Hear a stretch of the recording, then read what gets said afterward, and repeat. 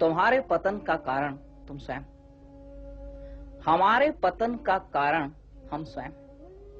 कोई भी मूल्य एवं संस्कृति तब तक जीवित नहीं रह सकती जब तक वह आचरण में न। झूठ कहते हैं वे लोग जो दूसरे संप्रदायों के उदय को अपनी आस्था के पतन का कारण मानते हैं। आस्था तुम्हारी थी, वह डिग कैसे सकती है?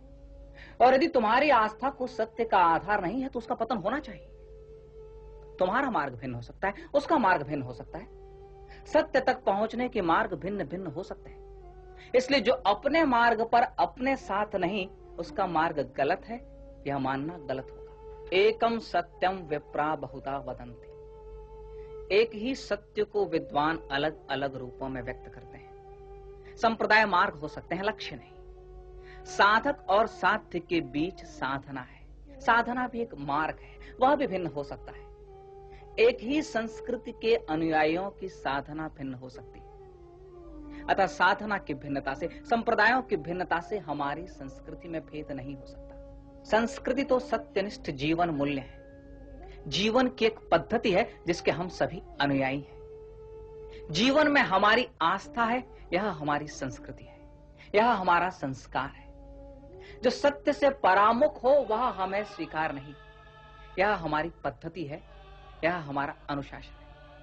और यही संस्कृति हमें भिन्न भिन्न उपासना के मार्ग देती है। जीवन की एक पद्धति और उपासना की दूसरी पद्धति में कोई संघर्ष नहीं है जब तक वह सत्यनिष्ठ है।